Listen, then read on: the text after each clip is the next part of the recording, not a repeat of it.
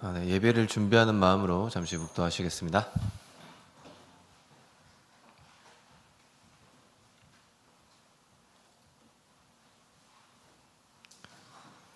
할렐루야, 아멘. 네, 주 예수 그리스도 이름으로 청년부 말씀 증거하도록 하겠습니다. 네, 오늘은 새 시대의 개척자 사무엘이라는 제목으로 함께 은혜를 나누고자 합니다. 네, 여러분들 혹시 이런 거 학교에서 그려보신 적 있나요? 좀 익숙하시죠? 이런 거 학기 초에 하시잖아요. 그렇죠? 아니면 이제 초등학생들 나엘이 이런 거 많이 했을 것 같아요. 6학년 때 한번 했죠, 이거. 실과 시간에 나오는 거 제가 압니다.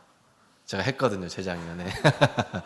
하셨죠? 네, 이게 한번 보시면은 태어났을 때부터 해가지고 이렇게 그래프를 그리다 보면 어떻게 되나요? 인생 그래프가 요동을 치죠. 막 올라갔다 내려갔다 합니다. 네, 파도를 쳐요.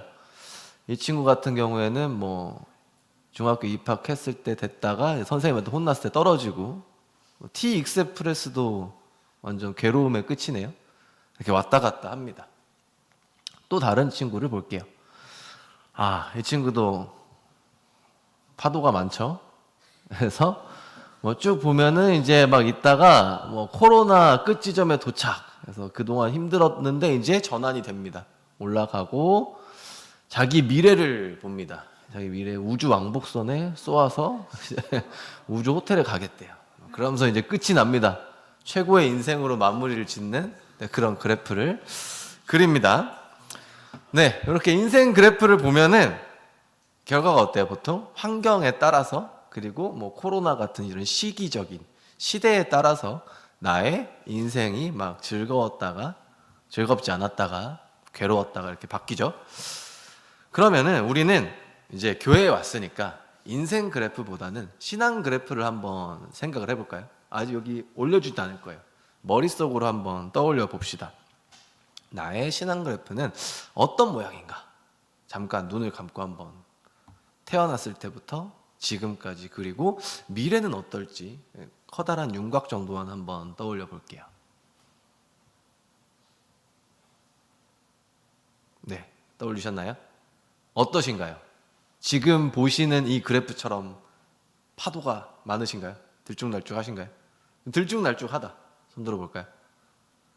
들쭉날쭉. 좋습니다. 항상 나는 우상향이다. 항상 지금 기쁘다. 나는 즐거움이 있다. 뭐야, 그러면은. 이거 안 들을게요. 좀 불안한데? 네. 슬픔, 괴로움으로 가득 차진 않으셨죠? 네. 신앙의 그래프 역시 환경에 따라서 또 시대, 시기에 따라서 좀 들쭉날쭉 하신가요? 아니면 괴로움으로 가득하신가요? 네, 오늘 우리가 함께 이야기 나누고자 하는 이 사무엘이라는 사람은요, 정말 격동의 시기를 살았던 인물입니다. 정말 시대가 급변하는 시기의 사람이에요. 그리고 그 시기의 마지막 사사였어요. 그 시기를 대표하는 지도자였습니다. 그런데 과연 그의 인생 그래프는 이렇게 파도가 많은 들쭉날쭉이었을까요? 그의 신앙 그래프는 괴로움과 슬픔으로 가득 찬 그래프가 그려졌을까요? 오늘은 이 사무엘의 인생을 통해서 우리의 신앙의 모습이, 이 시대를 살아가는 신앙인의 모습이 어때야 할지 함께 은혜를 나누고자 합니다. 먼저 이 사무엘의 유년기부터 한번 살펴보도록 할게요. 사무엘이 태어나면서부터 이 어린 시절을 한번 보겠습니다. 네, 첫 번째로 사무엘은 기도를 통해서 태어났습니다. 함께 말씀 한번 읽어볼까요? 사무엘상 1장 11절 말씀입니다. 함께 읽겠습니다. 서원하여 가로되 만군의 여호와여, 만일 주의 여종의 고통을 돌아보시고 나를 생각하시고 주의 여종을 잊지 아니하사 아들을 주시면 내가 그의 평생에 그를 여호와께 드리고 삭도를 그 머리에 대지 아니하겠나이다. 네, 사무엘상 1장 11절 말씀입니다. 아마 이 얘기들 정말 익숙하게 알고 계실 거예요. 사무엘 이야기는, 사무엘과 한나의 이야기는 정말 아동방 공과 시간에도 많이 다루는 내용이잖아요.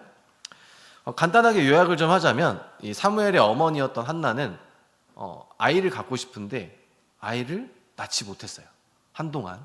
남편이랑 사이가 안 좋았느냐? 그것도 아닙니다. 이 한나의 남편은 한나를 사랑했다고 나와 있어요. 그래서 정말 한나는 열심히 기도를 합니다. 그러면서 어떤 기도를 하느냐? 아들을 주시면 내가 그 아들을 하나님께 바치겠다. 순전한 모습으로 바치겠다라고 이렇게 기도를 하게 되고요. 그 기도에 대해서 응답을 하십니다. 누가 응답을 하시냐면 하나님이 직접 한나야 라고 하는 건 아니지만 이 엘리 제사장의 입을 통해서 한나에게 걱정하지 말고 돌아가라. 하나님께서 너의 기도를 들으셨다 라고 하나님께서 답을 돌려주십니다. 그리고 그 후에 이 하나님의 응답을 통해서 태어난 그 한나의 아들이 바로 사무엘입니다. 막상 이제 기도를 끝내고 한나가 아들을 낳았죠. 한나는 어땠을까요? 어떤 마음이었을까요? 제가 이 이야기를 딱 처음 들었을 때 저는 되게 싫었을 것 같다라는 생각을 했어요. 어린 마음에. 아동방 공과를 딱 설교 말씀을 듣는데 와 진짜 엄마가 어떻게 아들을 거기 성전에다가 그냥 보내지?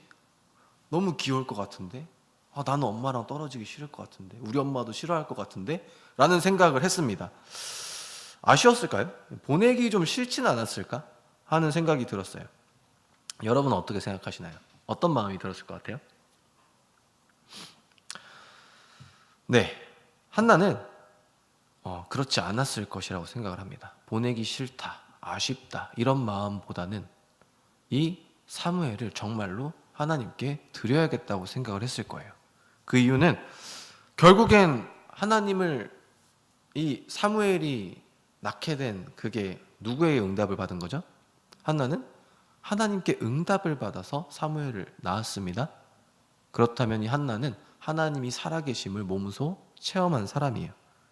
그렇기 때문에 한나는 이 사무엘이 하나님 안에서 정말 바르게 성장하기를 바랐을 것입니다. 그래서 아마 성경 말씀에는 나와 있지는 않지만 아마 성전에 이 사무엘을 드리는 한나의 마음은 아쉬운 마음도 인간적으로 좀 있었겠지만 오히려 기쁨과 그리고 하나님께 대한 감사가 그리고 하나님께서 사무엘을 잘 보살펴 주실 것이라는 믿음이 있었을 것입니다. 제가 또 최근에 아이가 생겼지 않습니까? 제가 이름이 도하예요. 제 아기 이름이 도하인데 도하를 갖기 전에는 진짜 여러 가지 기도를 생각했어요. 도하를 낳으면 이것저것 기도할 게 많아. 내가 키가 작으니까 나보다는 키가 한 5cm는 커야 되고 나는 잘생겼다고 칭찬을 받지 못했지만 도하는 좀 잘생겼으면 좋겠고 공부도 좀 잘하고 좀 똑똑하고 거기에 신앙생활도 잘하면 좋겠다. 이렇게 이제 여러 가지 것들을 생각을 했습니다. 근데 진짜 신기하게요. 도하가 딱 태어나고 정말로 처음 거짓말 안 보태고 정말 딱 처음 드린 기도가 이 도하가 믿음 안에서 제발 끝까지 잘 성장하게 해주세요라는 기도가 제일 먼저 나왔어요. 이거는 거짓말이 아닙니다. 그리고 정말 내가 이 도하를 위해서 이 아기를 위해서 정말 믿음의 울타리를 잘 세워줘야겠다. 그렇게 해주시기를 정말 진심으로 기도를 하게 되더라고요. 여러분들도 아마 이렇게 기도로 태어나셨습니다. 육적으로 태어나게 해주신 것을 넘어서 여러분들 낳아주셨죠. 부모님께 낳아주셨는데 육적으로 태어나게 해준 것을 넘어서 영적인 의미의 태어남을 지금 저는 얘기하고 있어요. 혹시 지금 모태신앙이신 분들, 저는 태어나기 전부터 하나님을 믿었습니다. 부모님이 믿고 계십니다. 네, 내려주시고요. 이분들은 어땠을까요? 부모님이 정말 가질 때부터 낳을 때까지 그리고 낳아서도 여러분이 지금까지 성장해 오는 때까지 계속해서 여러분을 위해서 기도하실 거예요. 여러분을 기도로 믿음으로 품고 계십니다. 모태신앙이 아니다. 저는 중간에 교회에 오게 됐습니다. 혹시 있나요? 없어요? 네, 있죠? 그럼 이분들은 이 지금 손 드신 분들은 기도로 태어난 게 아닐까요? 아니죠. 이분들도 기도로 태어났습니다. 여러분을 어떻게 해오신 분들? 교회로 이끌어 오신 분들의 그 기도로 여러분은 영적으로 다시 태어난 거예요. 제가 저희 지금 친척 중에 조카가 있는데 부모님이 안 다녀요. 그러니까 그러니까 아무튼 제 조카가 있는데 부모님이 저희 교회를 잘 나오지 않습니다. 이런 때 제가 이 친구를 데려온다고 생각을 했을 때 정말 마음의 준비를 많이 할 것 같아요. 기도도 많이 할 것 같습니다. 여러분들을 데리고 온 그 사람도 정말 많은 기도와 그리고 걱정 그리고 하나님께 대한 의지 이런 것들을 다 함께 가지고 여러분을 힘들게 품었을 거예요. 그리고 교회로 가자라고 말씀을 했을 겁니다. 여러분들을 위해서 처음으로 전도한 사람이 여러분들을 기도로 품었겠죠. 또 있습니다. 이 모태신앙 이제 다 같은 거예요. 이제는 여기 계신 모든 분들 믿음의 동역자들이 여러분을 위해 기도합니다. 그리고 학생부분들 같은 경우는 교사분들께서 여러분을 위해서 정말 많이 기도를 하세요. 제가 부끄러워질 정도로 여러분을 위해 많이 기도하시더라고요. 자, 이렇게 우리는 모두 기도로 태어났어요. 사무엘과 함께.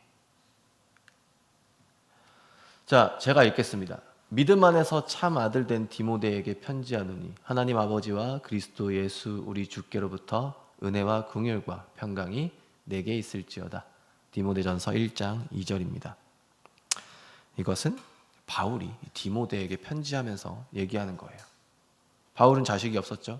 하지만 바울은 이 디모데를 믿음 안의 아들로 생각했습니다. 믿음 안에서 아들로 품었어요. 그리고 그를 위해서 열심히 기도하고 그 사람의 믿음을 위해 기도합니다. 여러분이 신앙 안에서 바르게 성장하는 사람들이 이 교회 안에는 정말 많다는 것을 기억하고 바르게 이 교회 안에서 신앙 안에서 잘 성장하기를 주님의 이름으로 원합니다. 다음 보겠습니다. 하나님께서 사무엘을 부르셨어요. 좀 컸죠 이제. 함께 말씀 읽겠습니다. 여호와께서 임하여 서서 전과 같이 사무엘아 사무엘아 부르시는지라 사무엘이 이르되 말씀하옵소서 주의 종이 듣겠나이다 하니. 사무엘상 3장 10절 말씀입니다. 이것도 많이 들어보셨죠? 이 이야기도. 유년기에 사무엘을 하나님께서 부르시게 됩니다. 사무엘은 처음에는 하나님이 부르신 줄 몰라요. 엘리 제사장한테 막 달려가죠. 저 부르셨나요? 아닌데 해서 3번 하니까 엘리 제사장이 아마 하나님께서 부르시는 걸 거야 이렇게 대답하렴이라고 해서 하나님께 어떤 말씀을 전해 듣게 됩니다. 우리는 이걸 들으면서 이제 그런 식으로 생각하죠. 사무엘처럼 하나님의 말씀을 잘 듣게 되는 아동부가 돼야지 라고 해서 저는 끝났어요. 근데 우리가 좀 더 깊게 한번 생각하고 넘어가자고요. 우린 여기에서 깨닫고 넘어가야 하는 부분이 2가지가 있습니다. 첫 번째는 이 사무엘이 하나님의 부르심을 들을 준비가 됐다는 거예요. 자, 이 사무엘이 살던 시대에 대해서 묘사하고 있는 성경 구절이 있어요. 사무엘상 3장인데요. 사무엘상 3장에 보면은 이런 구절이 있습니다. 아이 사무엘이 엘리 앞에서 여호와를 섬길 때에는 여호와의 말씀이 희귀하여 이상이 흔히 보이지 않았더라 라는 말이 있어요. 하나님께서 사무엘을 부르신 시기는 하나님의 말씀이 희귀하다라는 표현을 하고 있습니다. 그리고 이 엘리 제사장의 아들들은 타락했고요. 엘리 제사장은 아들들을 바로잡지 못합니다. 하나님의 말씀이 희귀하다는 것은 백성들은 하나님의 말씀을 찾지 않았다는 거고요. 말씀을 찾지 않는다는 건 하나님조차 찾지 않았겠죠. 그렇다면 이때 다른 누구도 아니고 이 사무엘에게 하나님께서 나타나셨다는 건 어떤 것을 의미하는 걸까요? 이 사무엘만큼은 하나님의 일을 위해 이 쓰임 받기에 합당하다 여기셨다는 것을 알 수 있습니다. 생각해 봅시다. 하나님께 능력을 받으면 누구나 큰 일을 할 수 있죠. 하나님은 정말 전지전능하시니까요. 하지만 그렇다고 해서 하나님께서 아무나 부르십니까? 성경에서 하나님을 부르심을 받은 사람이 준비되지 않은 사람이 있었나요? 모두 하나님의 계획 안에서 하나님의 부르심을 들을 준비가 되었을 때 그때 하나님께서는 이 사람을 부르시고 쓰십니다. 하나님께서는 준비된 자를 쓰시려 부르십니다. 우리는 어떤 사람이 되어야 할까요? 두 번째입니다. 그래서 이 부르셨는데 사무엘은 어떻게 응답했느냐? 하나님의 부르심에 바르게 응답했습니다. 어떻게 응답했죠? 지금 성경 말씀에 보면 사무엘이 이르되 말씀하옵소서 주의 종이 듣겠나이다 라고 대답하죠. 말씀을 기다리고 있어요. 하나님 말씀하세요. 제 의견은요가 아니라 말씀하세요. 제가 듣겠습니다. 종이 듣겠습니다. 자신은 하나님의 종임을 알고 있는 겸손한 대답이기도 합니다. 그리고 하나님께서 이렇게 말씀을 하세요. 뭐라고 말씀하시느냐? 하나님께서 이 엘리 제사장의 집을 심판하실 것임을 사무엘에게 계시로 말씀을 하세요. 사무엘은 어떻게 했을까요? 생각해 보세요. 이제 어리죠. 거기에 성전에서 살고 있어요. 성전의 짱이 누구죠? 제사장이에요. 엘리 대제사장이란 말이에요. 엘리 제사장 밑에서 살고 있는데 하나님이 말씀하세요. 엘리 제사장의 집을 심판할 거야. 다 심판할 거야 라고 얘기를 합니다. 그거를 인간적인 생각을 한다면 말씀하실 수 있나요, 여러분? 좀 이렇게 돌려서 좋게 얘기하고 싶지 않을까요? 네. 사무엘 역시 처음에는 엘리 제사장에게 전하기를 두려워하였다라는 표현이 있어요. 당연하죠. 애기잖아요. 어리잖아요. 근데 결과적으로는 어떻게 했을까요? 결국엔 사무엘이 이 말씀을 선포하게 됩니다. 네, 하나님께서는 이렇게 여러분들을 부르십니다. 그리고 여러분들은 어떻게 응답해야 돼요? 하나님의 말씀을 기다리는 자세로, 겸손한 자세로 하나님께 응답해야겠죠. 그리고 하나님께서 부르신 그 말씀에 제대로 행동으로 응답을 해야 됩니다. 하나님께서는 우리를 다양한 방법으로 부르세요. 어떤 분들에겐, 신앙이 정말 좋으신 분들에겐 기도의 응답으로 정말 응답을 해주시는 그런 경우도 있고요. 환상으로 보여주시기도 합니다. 하지만 사람을 통해서 부르시기도 해요. 예배 시간에 이 목자님의 말씀을 통해서 우리에게 항상 우리의 삶을 살아갈 방향을 알려주시고요. 부모님의 말씀을 통해서도 알려주십니다. 또는 이 찬양의 노랫말 속에서 감동으로 알려주시기도 하고요. 교회학교 교사분들의 권면을 통해서도 나타나십니다. 하나님께서 부르실 때 우리는 어떻게 받아야 할까요? 이렇게 하도록 하여라 라고 말씀을 통해 전하셨습니다. 하나님 저 다음 기회에 좀 하면 안 될까요? 아니면 애써 무시. 하고는 싶은데 못하겠다 라는 생각을 해야 할까요? 사무엘이 어떻게 응답했는지를 본다면 우리는 답을 알 수 있을 것입니다. 여호와여 말씀하옵소서 주의 종이 듣겠나이다 라고 응답하고 그 말씀에 순종하는 지금 여기 계신 성도님들이 되시기를 원합니다. 네, 그러면 이제 사무엘의 청장년기를 한번 살펴보도록 하겠습니다. 네, 좀 배경을 살펴볼게요. 이때 시기가 정말 어땠는지. 이때 시기는 바로 이스라엘이 타락하는 시기였습니다. 앞서 3장의 말씀을 읽어드렸죠. 하나님의 말씀이 희귀하였다. 이상이 보이지 않았다라는 하나님의 말씀을 찾지 않는 그러한 시대적 배경이 있었고요. 그리고 이 엘리 제사장의 아들들이 아주 타락을 합니다. 정말 나쁜 행동을 하게 돼요. 어떤 행동을 하느냐?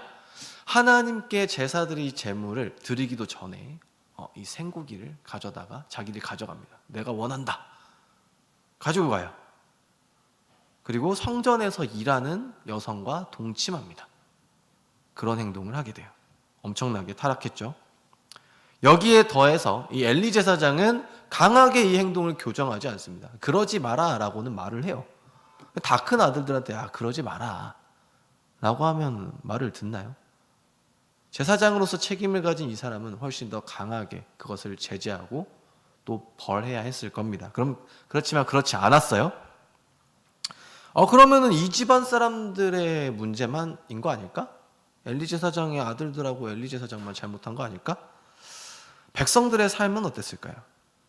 7장에서는 사무엘은 이렇게 얘기해요. 사무엘이 이스라엘 온 족속에게 일러 가로되 너희가 전심으로 여호와께 돌아오려거든 이방신들과 아스다롯을 너희 중에서 제하고 라고 이렇게 백성들을 권면하는 내용이 나와요. 이걸 통해서 유추할 수 있는 건 뭔가요? 이스라엘 백성들이 지금 누굴 섬기고 있는 거예요? 이방신들과 아스다롯을 섬기고 있는 거예요. 그렇기 때문에 사무엘이 너네 여호와께 돌아오려면 말로만 돌아오려는 게 아니라 너네가 지금 섬기고 있는 이방신과 아스다롯을 다 제하고 돌아오거라 라는 말은 그 전까지는 어떻게 하고 있다? 이방신과 아스다롯을 계속해서 섬기고 있다. 사무엘은 이런 시대에 이스라엘의 지도자가 된 겁니다.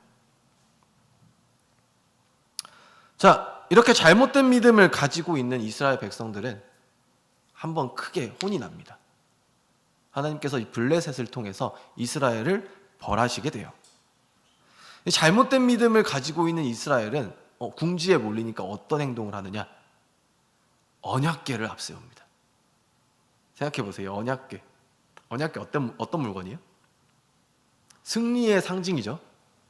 요단강을 건너올 때, 이스라엘 백성이 요단강을 건너올 때 언약궤를 앞세워 어떻게 했죠? 요단강이 갈라졌어요. 그냥 물 젖지 않고 그냥 옵니다. 여기 물이 계속 쌓이고 있고 한쪽으로 건너와요. 여리고성이라는 아주 큰 성을 만났을 때 어떻게 하죠?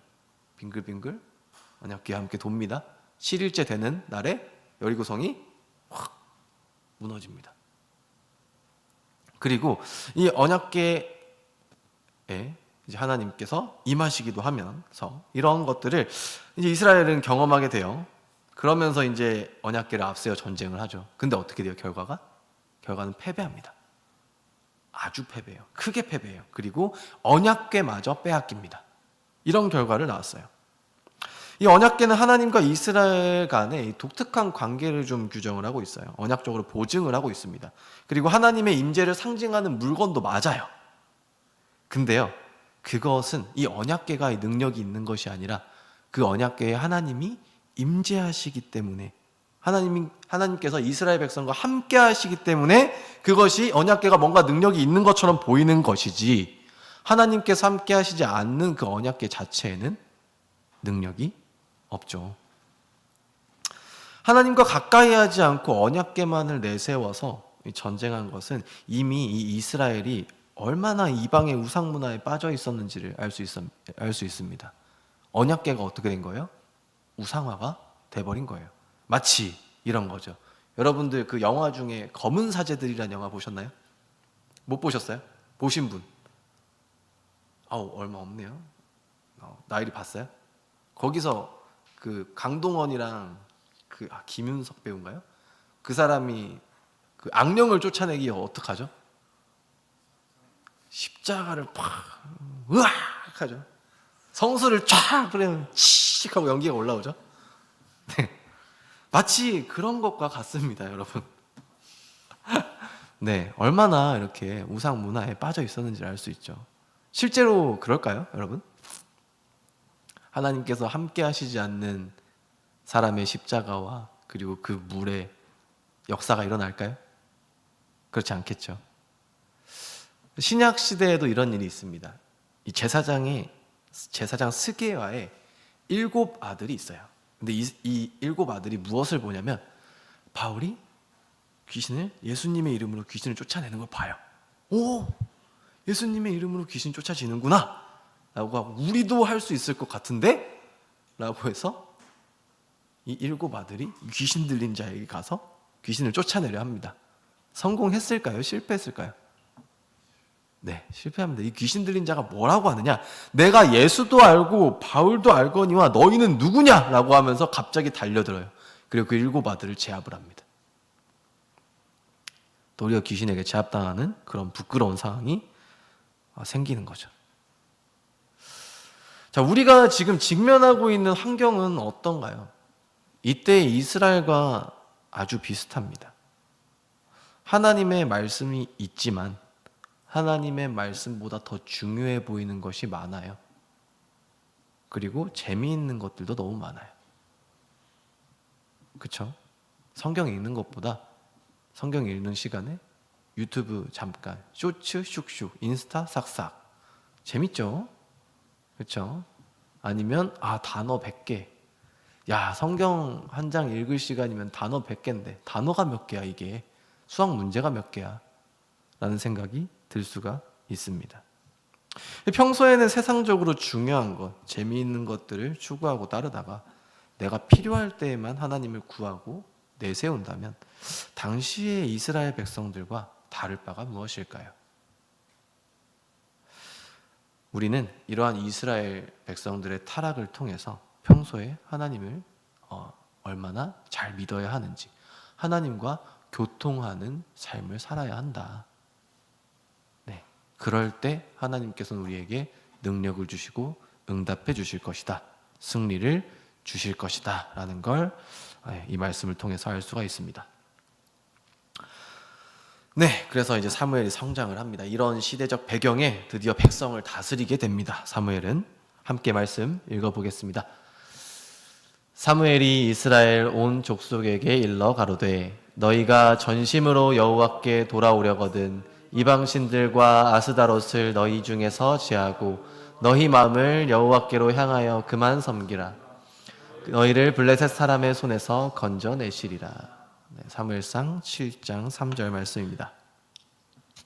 이스라엘이 많이 약해져 있죠. 블레셋에 패배했습니다. 자, 여기 문과 손 들어볼까요? 문과. 나 문과다. 네, 문송합니다 한번 하시고. 저도 문과예요 물론. 여긴 다 이과예요 그러면? 진짜요?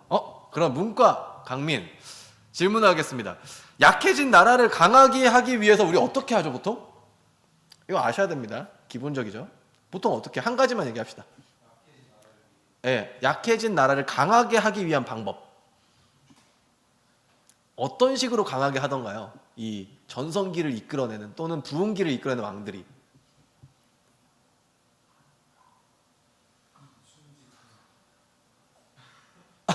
대답 못한다고요? 고3 왕권 강화 좋습니다. 왕권 강화 그래요. 왕권 강화, 왕권을 강하게 해서 좀 힘을 집중시키죠. 아까 또 문과 누구였죠? 손 안 드는 거 봐 이제. 저기 진명 선생님 맞나요? 네, 어떻게 하던가요? 모른다고요? 왜 드냐고. 네?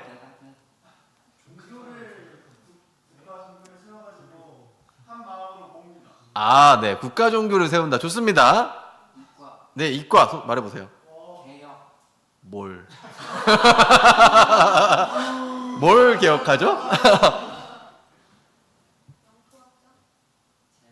제도? 좋습니다. 뭐 이런 것들 있죠. 자, 보통 뭐 농업을 발전시킨다든지 또는 상업의 뭐 법과 제도를 정비한다든지 군사를 키우고 뭐 왕권을 강화하고 이런 행동들을 합니다. 그게 가장 상식적이죠. 그렇게 했을 때 나라가 강해집니다. 자, 근데 사무엘 선택은 뭐예요? 지금 바빠요, 지금. 블레셋이 지금, 막 맨날 블레셋이 이스라엘을 협박하고 있어. 맨날 지나가다 툭툭 맞아요. 어떻게 해야 돼요? 지도자면. 무기를 개발을 하든지, 빨리 철기 문화 넘어가든지, 빨리 뭐 생산량을 늘리든지 이런 거 해야 될 거 아니에요? 근데 그렇지 않습니다. 뭐라고요? 너희 마음을 여호와께로 향하여 그만 섬기라. 방향이 이상해요. 우리가 생각하는 방향이 아닙니다.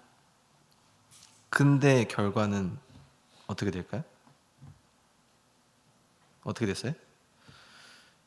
미스바에서 하나님께 기도하고 이스라엘 백성이 회개한 뒤에 블레셋을 이기게 됩니다. 그 전쟁에서. 이스라엘 백성은 진정으로 하나님을 섬기지 않았어요. 자기 생각대로 언약궤만을 내세워서 전쟁을 했어요. 어떻게 됐죠? 패배했습니다. 사무엘은 진정으로 하나님만을 섬기기를 원해요. 하나님 말씀대로 행합니다. 그렇게 했더니 이런 일이 생겼습니다. 제가 읽을게요. 기니까. 이에 블레셋 사람이 굴복하여 다시는 이스라엘 경내에 들어오지 못하였으며 여호와의 손이 사무엘의 사는 날 동안에 블레셋 사람을 막으심에 블레셋 사람이 이스라엘에게서 빼앗았던 성읍이 에그론부터 가드까지 이스라엘에게 회복되니 이스라엘이 그 사방 지경을 블레셋 사람의 손에서 도로 찾았고 또 이스라엘과 아모리 사람 사이에 평화가 있었더라. 네, 우리는 상상하지 생각하지 않았던 방향이지만 하나님만을 섬기라 했던 그리고 진정으로 회개하고 돌아온 이스라엘에게 빼앗았던 성읍을 돌려주시고 더 이상 블레셋 사람이 이스라엘을 넘보지 못하게 하시고 또 아모리 사람과 평화를 유지하게 해주십니다. 여러분은 하나님의 나라이자 하나님의 백성입니다. 여러분은 여러분을 어떻게 다스리시겠습니까? 여러분의 생각에 좋은 것을 행하고 하나님이 말씀하신 걸 합리화하면서 형식만을 갖춰 나가겠습니까? 아니면 하나님을 섬기며 말씀대로 행하겠습니까? 어떤 사람이 결과가 더 좋을까요?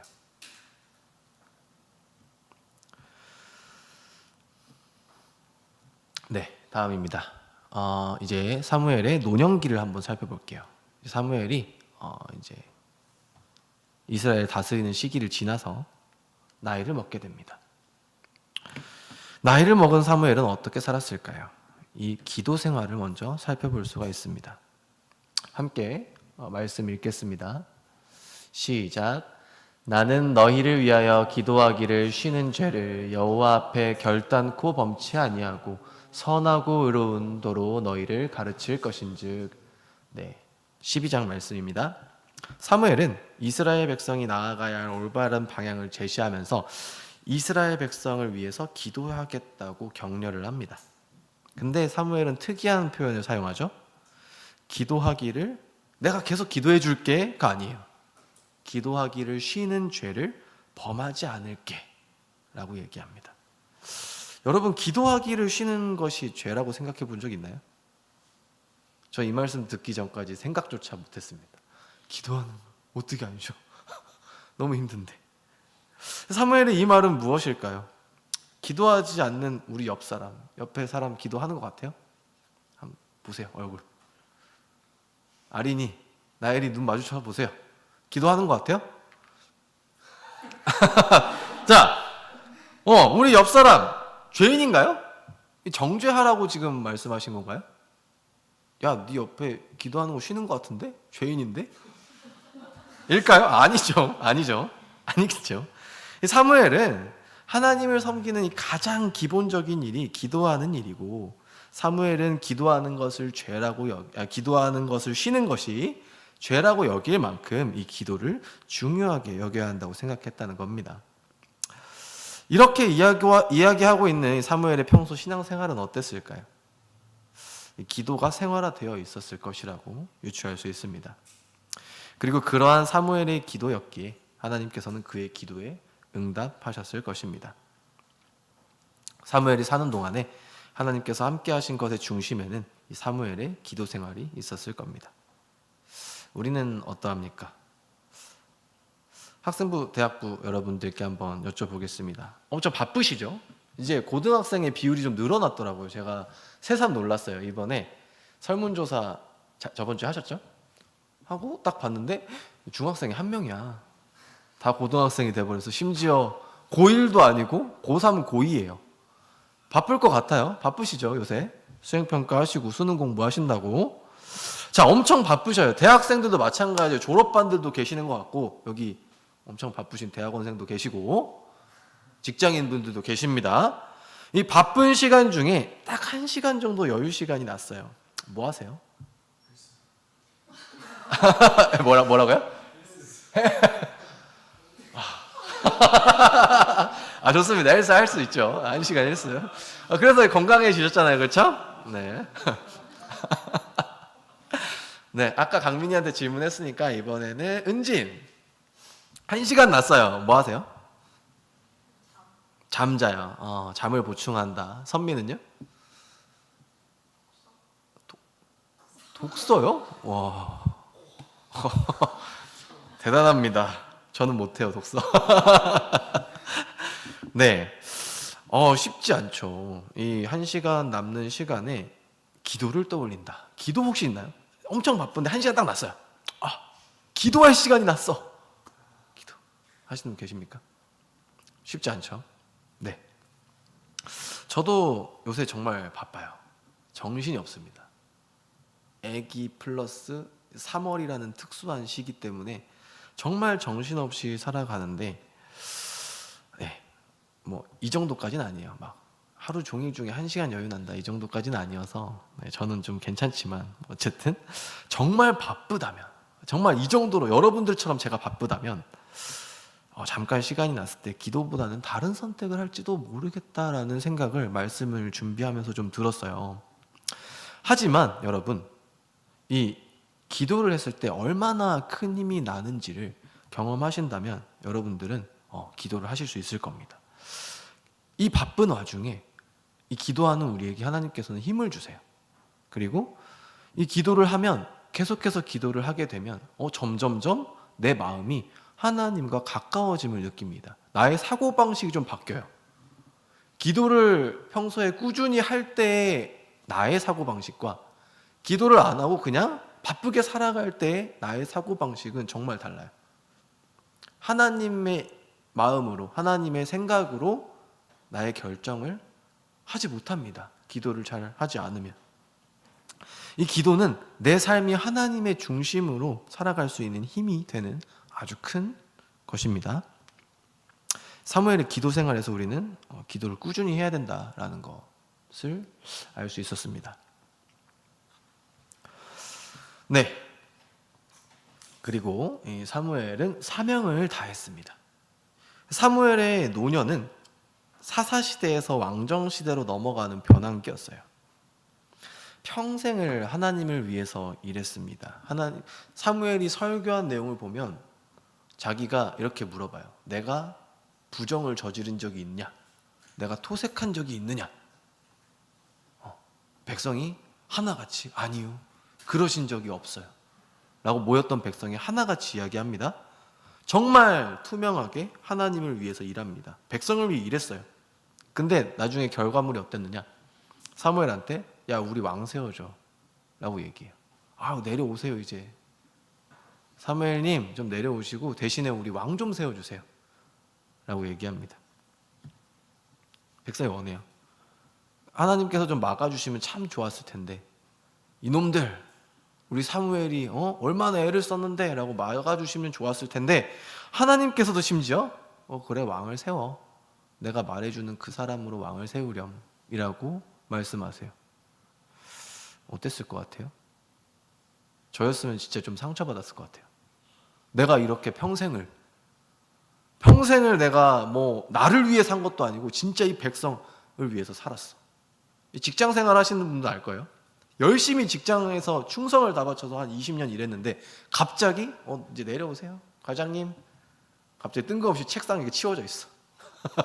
막 화장실 앞에 책상에 가 있어요. 거기 가서 있어야 돼. 마음 아프죠 정말. 화가 날 거예요. 그렇죠? 그런 상황인 거죠. 지금 우리 현대 사회로 비교해 보자면 사무엘은 어떻게 행동하죠? 하나님 진짜 너무하세요, 이러시기에요? 라고 한마디라도 했나요? 사무엘은 그렇지 않았어요. 제가 말씀 읽을게요. 사무엘이 어떻게 하느냐? 그냥 하나님 말씀에 순종합니다. 그냥 본인의 사명을 다할 뿐이에요, 이 사람은. 이에 사무엘이 기름병을 취하여 사울의 머리에 붓고 입 맞추어 가로되 여호와께서 네게 기름을 부으사 그 기업의 지도자를 삼지 아니하셨느냐. 네, 이렇게 행동합니다. 그리고 여호와께서 또 한 번 하세요. 사울이 행동을 잘못하니까 한 번 더 합니다. 사무엘 네가 해. 왕은 좀 아니다 라고 하는 게 아니라 또 다른 왕을 세우라고 해요. 나이도 먹었는데 언제까지 돌아다니면서. 그런데 사무엘은 또 다시 하나님의 말씀 듣습니다. 여호와께서 사무엘에게 이르시되 내가 이미 사울을 버려 이스라엘 왕이 되지 못하게 하였거늘 네가 그를 위해 언제까지 슬퍼하겠느냐. 너는 기름을 뿔에 채워 가지고 가라. 내가 너를 베들레헴 사람이 이새에게로 보내리니 이는 내가 그 아들 중에서 한 왕을 예선하였음이니라. 말씀과 같이 사무엘은 하나님께서 시키신 대로 왕을 세웁니다. 자신을 높이지 않았어요. 자신을 낮추고 하나님께서 명령하신, 하나님께서 주신 사명을 행하셨습니다. 그리고 또 다른 사명이 있죠. 백성을 가르치는. 그럼에도 불구하고 백성을 계속해서 이끕니다. 그런즉 가만히 섰으라. 여호와께서 너희와 너희 열조에게 행하신 모든 의로운 일에 대하여 내가 여호와 앞에서 너희와 담론하리라. 타락해 있는 이 백성을 위해서 사무엘은 설교합니다. 말씀을 전해요. 우리의 신앙의 끝은 어때야겠습니까? 열심히 달려왔으니 이제 됐다. 하나님께서 하나님 저 이제 너무 힘들어요 라고 해야 될까요? 끝까지 믿음을 지키고 하나님께서 내게 주신 사명이 있다면 그것을 위해 힘써야겠습니다. 여러분들 그 대학을 목표로 하시는 학생부님들께 여쭤보겠습니다. 문 닫고 들어가는 거 어떻게 생각하세요? 자, 가고 싶은 대학 모두 떠올립니다. 가고 싶은 대학의 학과 떠올려 보세요. 떠올려서요? 문 닫고 들어간다. 행복하십니까? 행복하시죠? 저는 행복할 것 같아요.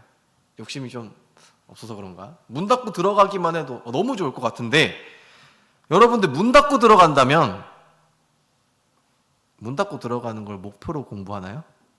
그런 사람 있나요? 나는 문 닫고 들어가는 게 목표니까 딱 문 닫고 들어가는 것까지만 공부해야지. 그러면 들어가요? 못 들어가요? 못 들어가죠. 문이라도 어떻게 생각하면 문이라도 닫고 들어가면 좋겠다라고 생각한다면 준비는 어떻게 합니까? 더 열심히 준비를 하겠죠. 우리 천국에 대해서 한번 생각해 봅시다. 여러분, 천국 문 닫고 들어가면 들어갈 수 있기만이라도 한다면 이라고 생각을 하죠. 그런 사람들이 있을 수 있어요. 네.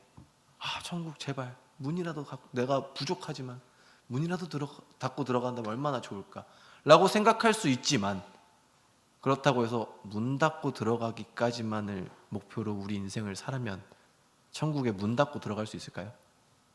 아마 문이 닫히는 그 천국 문을 바라보면서 좀만 더 할 걸 이라고 생각하지 않을까요? 자, 우리는 천국에 대해서 정확하게 알지 못합니다. 알지 못하면 어떻게 해야 되죠?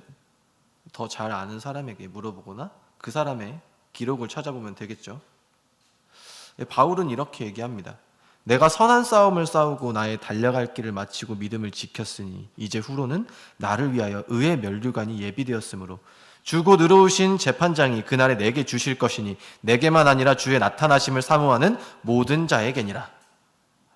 바울은요, 여러분, 베냐민 지파 사람이고 가말리엘 학파고 히브리인 중에 히브리인이고 바리새인이고 그리스도인을 핍박하는데 앞장선 사람이에요. 이게 무슨 의미냐면요, 베냐민 지파, 유다 왕국을 이루고 있는 두 지파예요. 나머지는 북이스라엘이에요. 그 말은 내가 어떤 집안 사람? 뼈대 있는 집안 사람이라는 거예요. 혈통적으로 문제가 아무것도 없다. 가말리엘 학파, 그 당시에 아주 유명한 학파입니다. 우리나라로 치면 스카이 정도 생각하시면 되겠죠. 로열 패밀리, 스카이, 그 다음 히브리인 중 히브리인, 양친 모두 유대인. 네. 이때 당시에는 이 유대인들이 막 세계로 흩어져 나갔기 때문에 이제 서로 유대인이 아닌 사람들끼리 결혼하는 경우도 있었지만, 이 사람은 히브리인 중에 히브리인, 양친 모두 유대인이었습니다. 거기에 율법적으로도 박학다식한 바리새인이었어요. 거기에 행동하는 바리새인입니다. 어떻게 행동합니까? 그리스도인을 핍박하는 데 앞장선 사람이에요. 그냥 이 길로만 가면 이스라엘 안에서는 탄탄대로였던 사람이에요. 이스라엘에서 출세가 정해진 사람인데 이 사람이 어떻게 행동해요? 갑자기 모든 것을 다 버리고 그리스도를 전하기 시작합니다. 왜? 이게 더 부유하게 살 수 있어서 편할까요? 아니요. 바울은 이렇게 전하면서 막 돈을 벌면서 다니지 않아요. 막 돈을 막 받아가면서 부유하게 막 크루즈 여행처럼 다니지 않았어요. 천막을 짓는 일을 하면서 살았어요.